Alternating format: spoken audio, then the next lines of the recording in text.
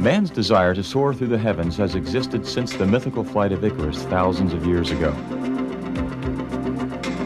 His longing to leave behind the bonds of mortals and see the earth as birds do was the beginning of something truly magical.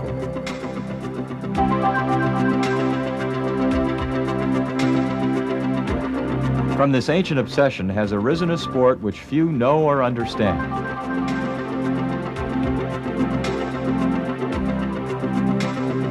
Skydiving is as unique as the people who are drawn to its danger and unequaled freedom. Moving through the clouds with astounding agility and control, men and women plummet to Earth at over 200 miles per hour, performing complex maneuvers never imagined.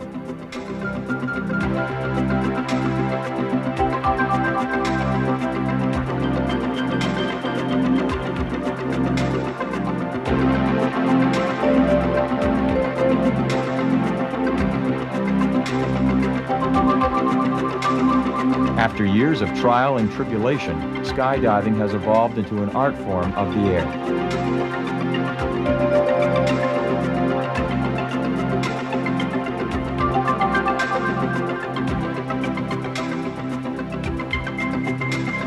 Capturing these brief moments of suspended animation is both essential and challenging. Norman Kent is the premier cinematographer of the sky. With 14 years of experience and a few close calls, his films are unveiling skydiving to the world.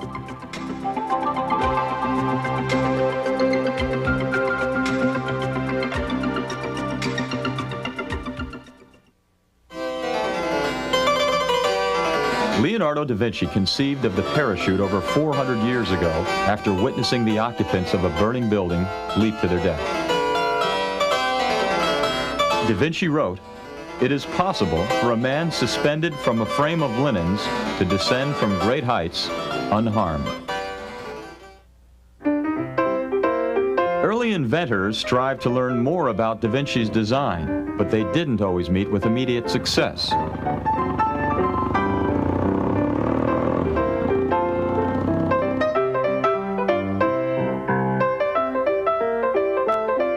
As brave men searched for a more perfect means of flight, the parachute was considered as a last resort. It's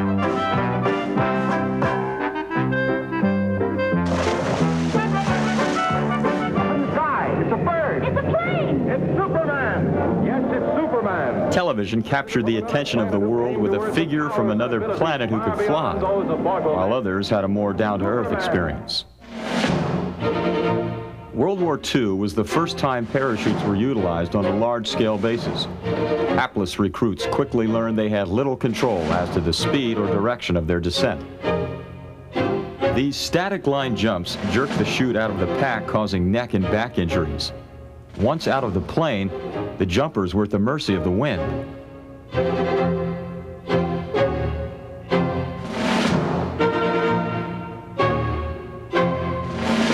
Recording this ongoing evolution is Norman Kent.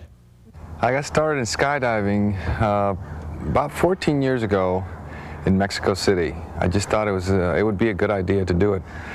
I actually intended to do it only once. It was one of those situations where I was going to just experiment with it, try it only once, and just have it as an experience in my life. And all of a sudden, from the very first jump, I was hooked on it. It was just something so beautiful and so peaceful that I just couldn't leave it. I just knew at that instant that I was going to be doing it for the rest of my life. The skydivers, they think about the skydiving itself as their challenge. You know, what they want to improve on it. They want to just, that's how they get really pumped up. They're challenging the sport. And it's just a whole different concept from what the skydivers have. But to me, the photography is just where I really, it's just in my heart. I can't do anything else. It's what I live. It's what I breathe. And it's just so closely related to skydiving. But it's just my tool. The photography is what I am. A skydiving photographer is looked upon too many times as somebody that just doesn't work in free fall. All they do is lay there and aim a camera around. They don't understand that the only thing that makes them look smooth and that makes them not look like they're sliding around the sky is the photographer sliding with them. and there's not a stationary photographer there letting them go out of frame and do their thing, which they do constantly, but they're not aware of, because every time they get to see themselves, the photographer does the flying with them. They're constantly changing rate of fall. You know, they separate to go to the next formation, they change the rate of fall, the formation spreads. The photographer's got to be doing this with them. And you don't only have to be doing that, but you have to do it before it happens.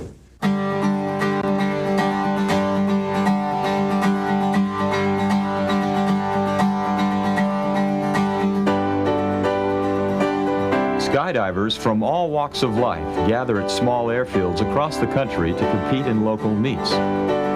Here, freefall photographers get a chance to practice their craft by recording the event for judging.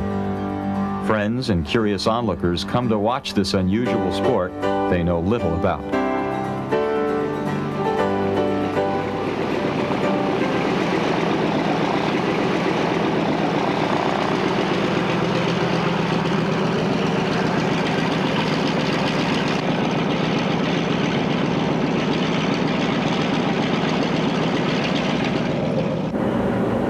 The control tower informs the pilot of weather conditions and gives him the go-ahead once the runway is clear for takeoff.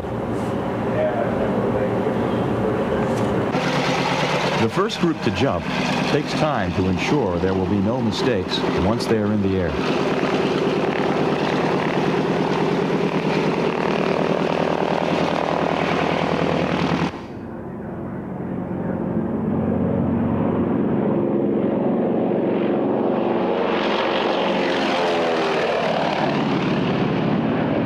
Norman has executed more than 4,000 jumps without a serious injury. Checking and rechecking equipment is standard operating procedure. Concentration and preparedness, more than anything, determine the success or failure for every skydiver.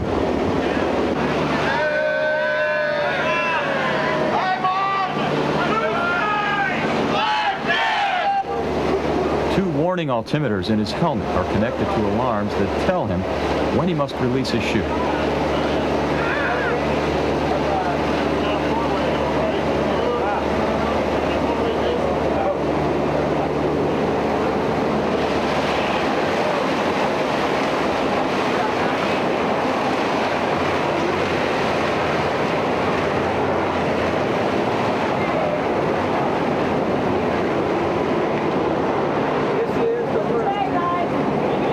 Hanging on to the outside of the door permits the entire group to exit the plane together, saving time during the 60 seconds of free fall.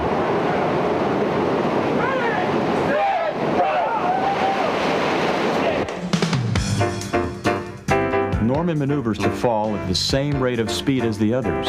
His two still cameras, a film and video camera, weigh close to 30 pounds. The cameras are controlled by a trigger he holds in his hand as he falls. Because of the added weight, he falls faster than the other skydivers and uses the wings sewn into his suit to slow his descent. His arms and legs act like rudders, and by the slightest movement, he can change his speed and direction drastically. For a minute, you have to forget that you're falling, and you need to forget it, because if you don't, then the beauty is gone. The beauty of it is flight, and part of the filming is filming flight, and you have to fly to film it, and that's why it's challenging to me, because there is no doubt that it's spectacular. It's fast, it's action-packed, it's fast, but yet, because the camera's going at the same speed as they are, it is really the sensation of floating.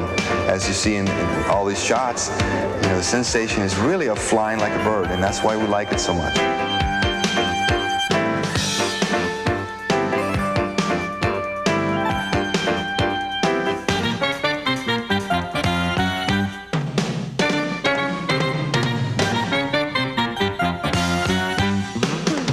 Splitting a zipper formation while falling at 120 miles per hour is the culmination of years of experience. The pressure on his neck at this speed is enormous, and he constantly struggles to keep the camera steady. To me, it's a way of life, and I can't stay away from it. It's where I feel in touch with myself. It's where I feel that I realize my dreams. It's where I feel in communication with my subconscious, and I'm able to really get fulfilled, you know, as far as life is concerned.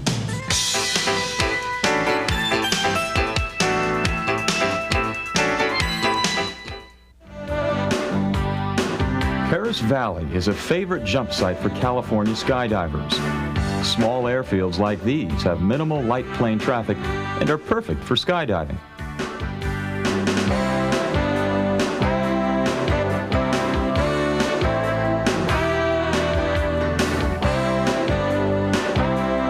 Businessmen, housewives, and construction workers spend their weekends jumping out of airplanes to escape the confines of their daily routine.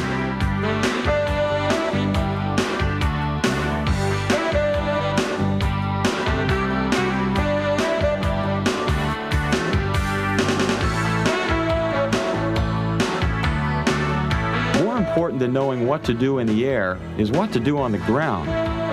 Folding chutes and ensuring straight lines is critical. One twist or bad fold is enough to hinder the canopy's deployment. The first jump got me hooked. Something I've always wanted to do. My dad was a pilot, my mom a stewardess, so I thought, well, if they could fly them, I can jump out of them. So I went and tried it. Once I jumped once, there was no stopping. Form-fitting jumpsuits hug the body and help the skydiver to slice through the air. The average cost for a complete outfit plus chute runs between $1,000 and $2,000, depending whether it's used or not. Yeah, that's the only one you're... Yeah. 2741 is the number. Hi, Mom. As many as 5 or 6 jumps can be made in a single day, depending on the skydiver's endurance and budget. Each jump costs around $20, which pays for the pilots, airplane, and fuel. Practice jumps, called dirt dives, are rehearsed on the ground until every move is known by heart.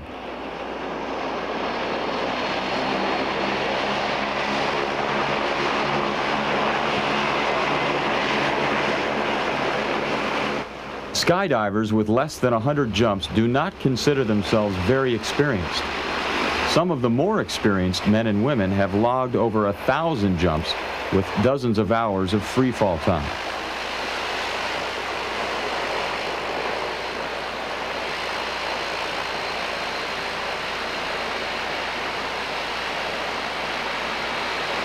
Paris Valley has strong winds that create blowing dust devils which have the strength to pick up and hurl a skydiver to the ground.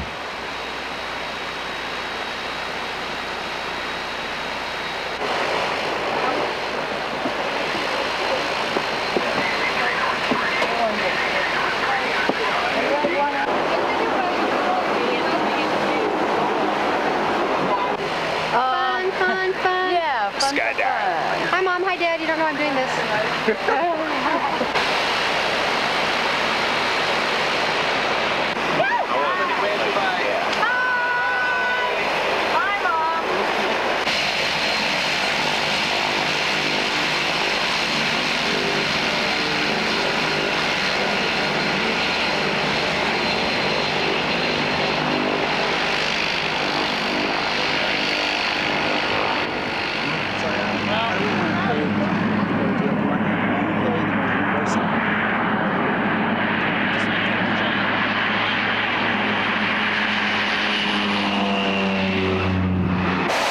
At 13,000 feet, the spotter looks for the drop zone.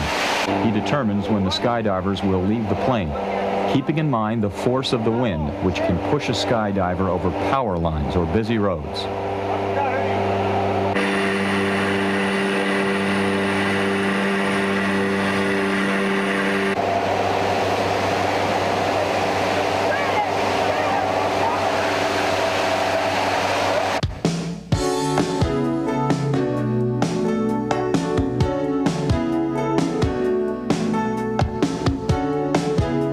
Building multiple-person formations, called relative work, involves a series of calculated aerial moves that have been perfected over years. Altimeters, worn on the chest or the wrist, indicate when the chute must be released.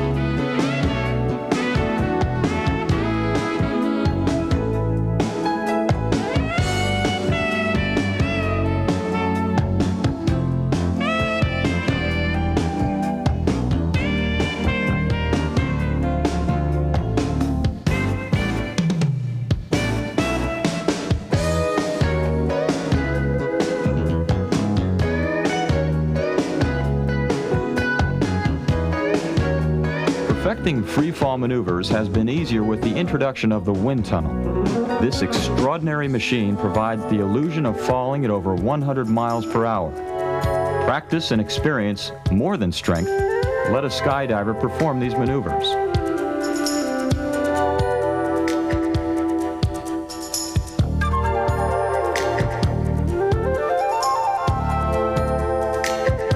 What used to require hundreds of jumps and a considerable amount of money can now be learned in the wind tunnel in a matter of hours.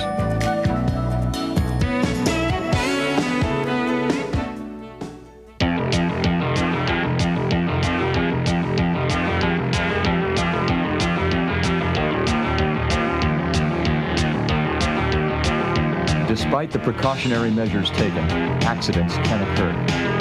One of the most common skydiving mishaps is the tangling of the nylon lines. Without warning, a deployed chute can suddenly become a hindrance. With the main chute released and out of the way, the reserve is the skydiver's last hope.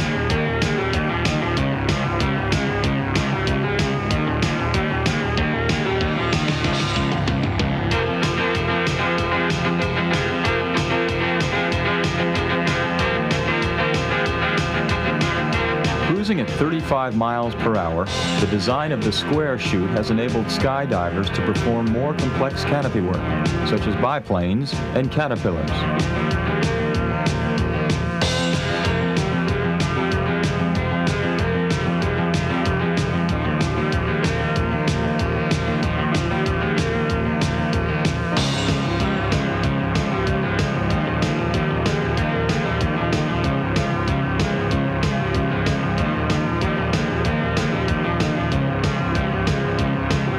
In the days of the round chute, heavy leather jumping boots were once necessary for the hard, sometimes painful landings. The square parachute affords today's skydiver graceful touchdowns, provided it's done properly.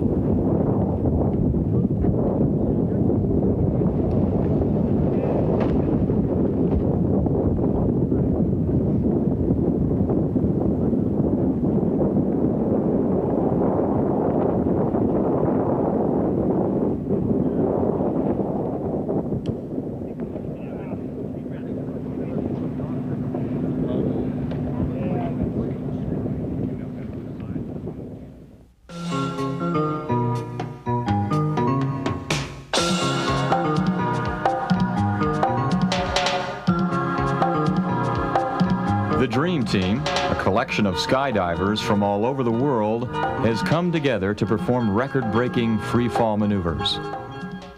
What we've got here this week are all the best jumpers in the world. Not just some of the best jumpers in the world. I mean, we've got the best jumpers in the world right here today. The only time I get to see most of these guys is when I'm wearing one uniform and they're wearing another uniform, and I'm hoping that they blow every jump, and they're hoping that I blow every jump, and we're just competing and just trying to take home the gold medals. Strategic planning of these intricate aerial acrobatics is essential. Each member is assigned a specific position in the air. Their performance must be flawless. One mistake in the air can ruin days of preparation.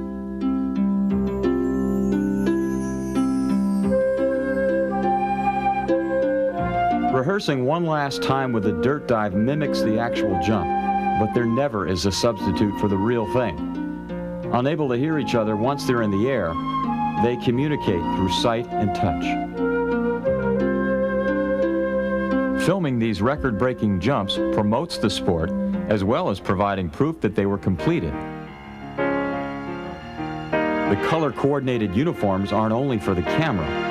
They also aid the skydiver in spotting a teammate for hookup as they reach terminal velocity.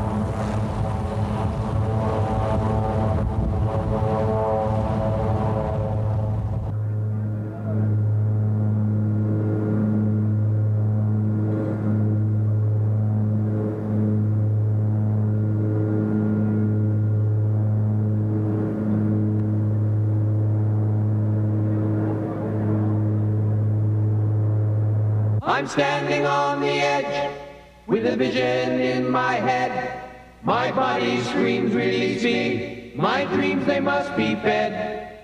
I rise up to this temple where the mortals fear to tread, where peace becomes simplicity and goes where nature's led.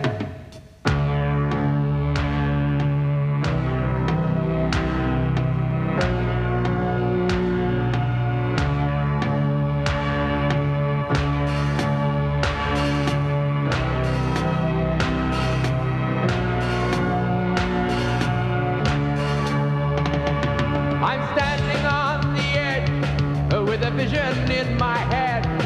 My body screams, release me. My dreams, they must be fed. I rise into this temple where the mortals fear to tread, where peace becomes simplicity and goes where nature's led.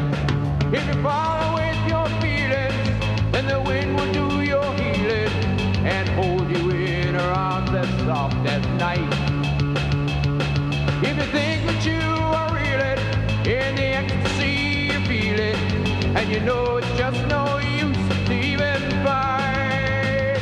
You're in light. You're in light. You're in light. You're in light. Far beyond the rat race, my spirit becomes one and bends along the flow of air and dances with the sun. The sparkle of the daylight and the whisper of the moon beckons like a child's playground with a piper's mystic tune. For heaven comes to take me with a holy song that shakes me to show my soul the freedom that is right. In a world of mass confusion and a master of illusion, let the blind be born with wings to give them sight.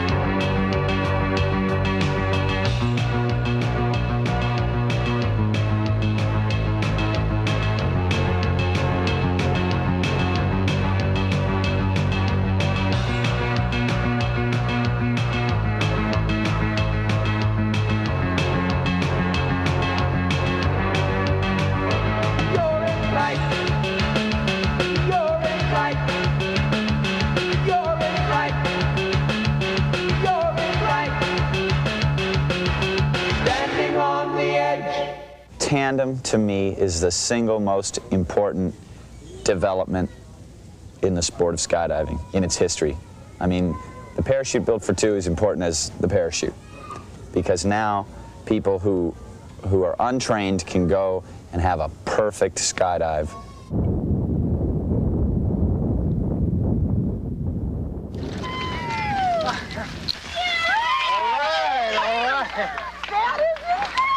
All right. Congratulations. My God, what a landing.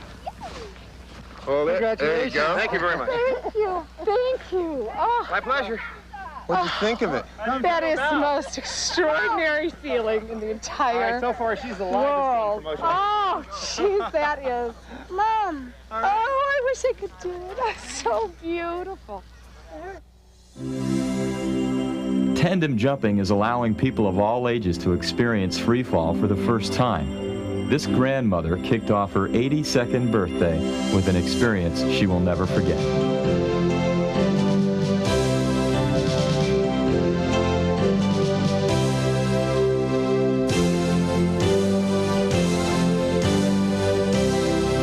Members of the Dream Team are also experimenting with something called fixed object jumping, adding yet another challenge to this exhilarating sport.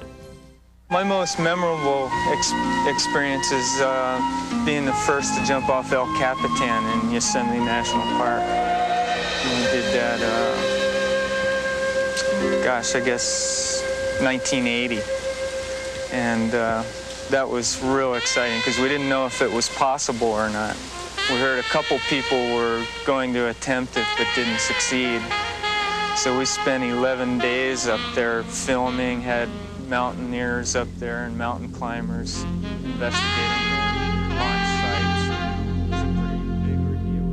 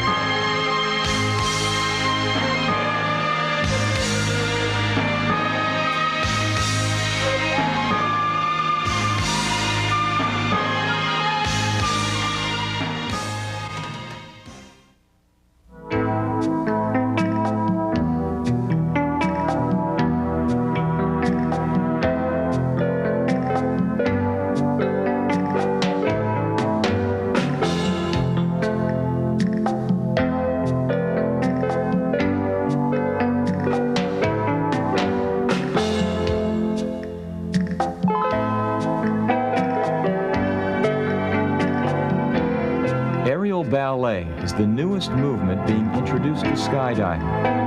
Combining a love for dance and figure skating, Deanna Kent has become the focus of her husband's most spectacular work.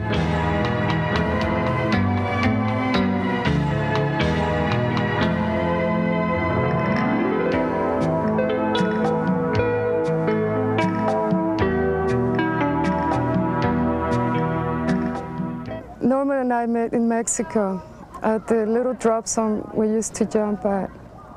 A few years after I started, he showed up and he wanted to make a jump. So one of my friends was the one that trained him. I wasn't there on his first jump, but on his third jump, that's when I went to a drop zone and met him. He's my communicator. He's the one that let the world see what I do in the air, you know. It's just a really nice feeling. Yeah. When I met her, she was so famous within the sport, and she already had a reputation. She was very experienced. She had about 300 jumps. So I felt really uneasy because I was a novice, and you know, it's hard to impress a beautiful woman when you're just a novice, you know. But I think that actually was what got us together. She was my first model in photography, and that was part of the, you know, she taught me a lot. She was one of my teachers, shall we say. So that got us to be, we were very, very close. And that's how we got involved in our career, and we still do that. You know, we still skydive together, and I film her, and she models for me, and it's just something we've been really proud of. I believe I was one of the first people that started doing the freestyle. I really never heard or saw anybody doing anything rather than what it was already established for competition and for recreation. But again, I used to watch a lot of sports and realized that there's so many things that we could just try in the air, you know, just improvise and see what your body does when you adopt certain position. Because you're dealing with speed and you're dealing with flying, you know. Every little movement you make, it multiplies like 120 times. So, you know, sometimes it really gets you even disoriented a little bit. You know, you start spinning out of control and you have to find your way back, you know. So takes a lot of concentration.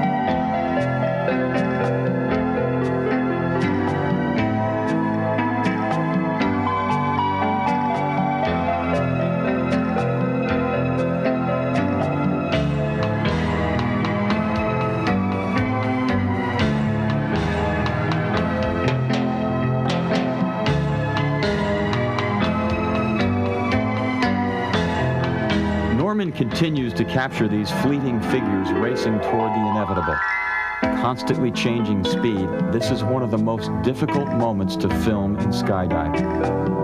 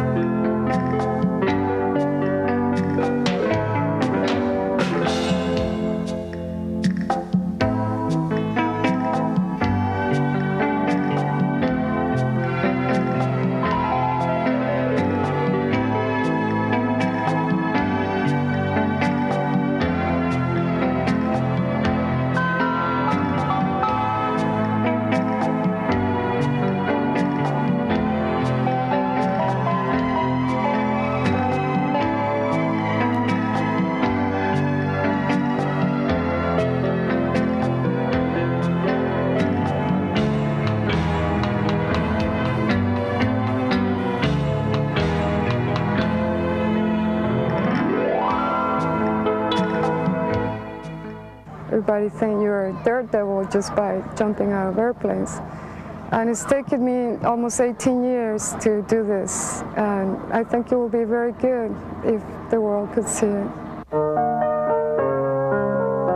The rush of free fall is replaced with the serenity of canopy descent.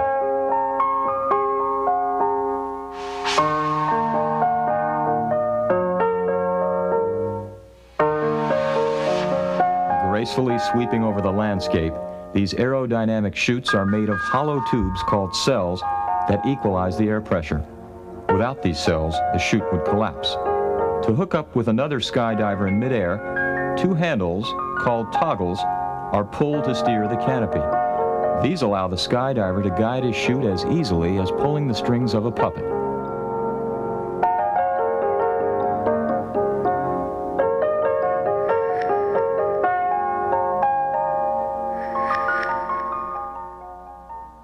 Because each free fall only lasts about 60 seconds, Norman and Deanna have to jump many times to complete a film.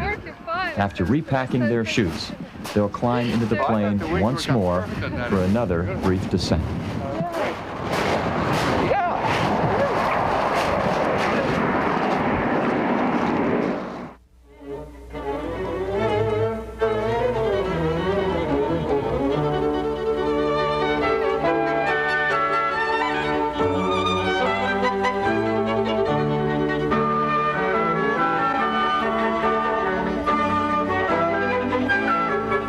After winning a national competition, the Air Bears represent the United States at the International Skydiving Competition in Yugoslavia.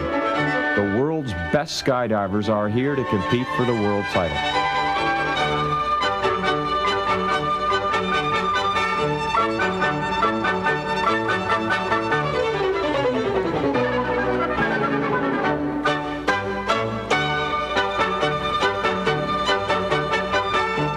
Yugoslavia's leaders welcome the competitors to their country in an Olympic-style ceremony. As in other arenas, the United States and the Soviet Union are the two favorites to take home the gold. There are 10 rounds of competition scheduled for today.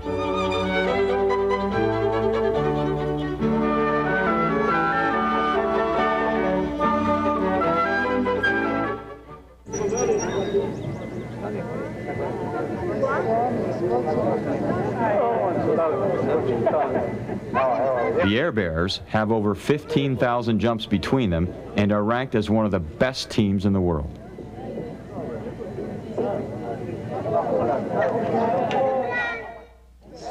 Gold for last load. Load number 11. Soviet Union and USA. Soviet Soyuz, 5 minut. 5 minute goal. Please all come to the manifest.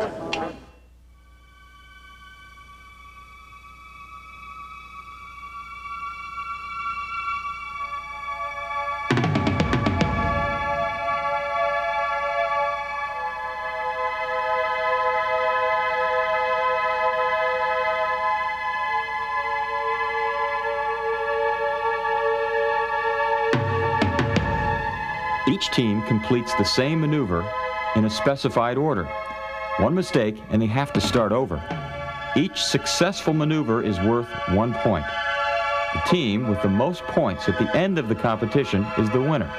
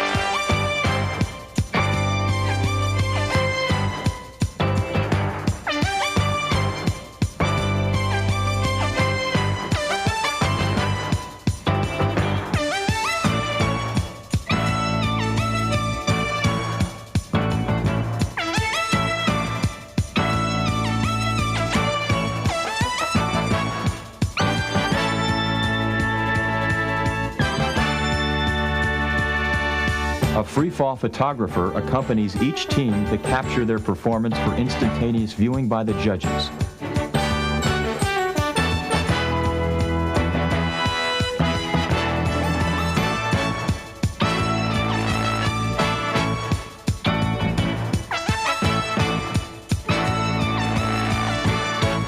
As the quilted landscape draws near, the competing teams hurry to finish each maneuver. Rotating stars, accordions, and turbofans are just some of the complex formations they have to complete in 60 seconds or less.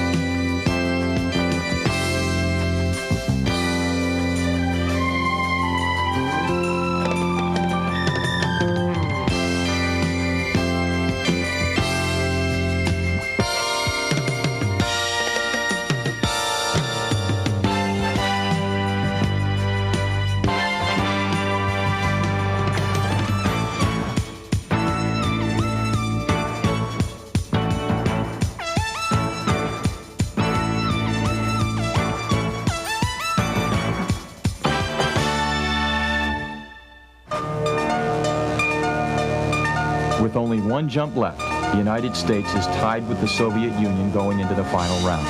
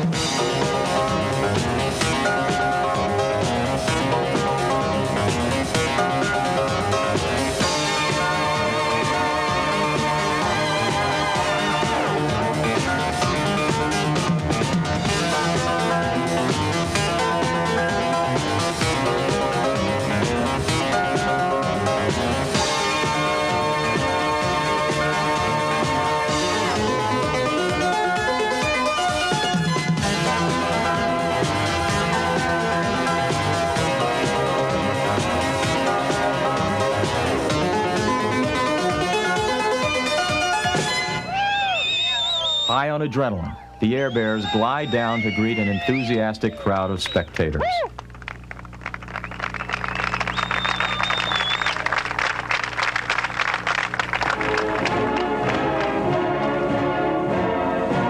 On the last jump of the day, the United States has captured the world title with the help of Norman Kent. While competition skydiving has its risks, filming night diving is probably the most dangerous. When you shoot skydiving photography at night, we choose always to jump with a full moon. You can see the ground, but you know, a black spot doesn't mean it's safe or open field. It could be, you know, a building. I broke that rule once again because it was a controlled situation. We knew that the area was so big that anywhere we landed there, even if you couldn't see the ground, because of the runway lights and everything, you could definitely make it safely, you know. We jumped over that target, and it turned out that the guy directed the plane. He got confused and thought we were over the airport, and we weren't, because the airport lights are turned off automatically every 10 minutes. They don't just stay on. It was bad. One guy landed in the middle of a forest, and there was one speck of light, and I saw canopies going to that light. Everybody was landing in somebody's backyard. It was just a remote house. I looked at that light, and my first initial thought was, well, you know, where there's light, there's also power lines. Where are they? You know, there's no way I could see them. And there was people down there with one of the movie lights, and they were signaling with a movie light. I couldn't tell what they were saying. You know, I couldn't really tell. And then they started aiming at one place. So I thought, okay, they're telling me where to land. So I went and landed there, and what they were really telling me is, don't land here, there's a barbed wire fence. I flared, and once I flared, it's like, okay, here it goes, let's see what happens. You know, I was almost in that's all I can do. You're a few feet from the ground. And I hit the fence with the lower part of my body before I touched the ground. I didn't even see it, you know. So then the top of my body went head first into the ground, so it was, you know, my feet never touched the ground. It was right my face first, cameras and all.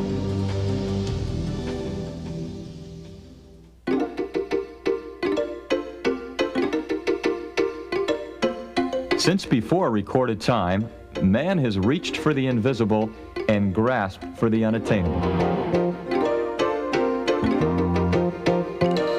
This insatiable curiosity has led man across great oceans and towering mountains, but the sky has always reigned supreme.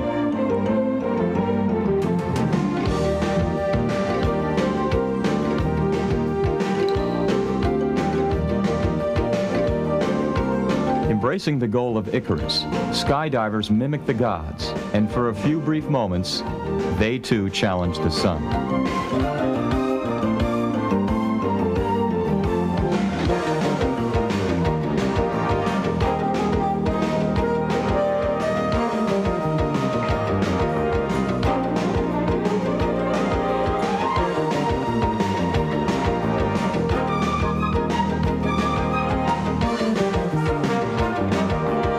Although never completely free of the bonds of Earth, we fly free in our imaginings.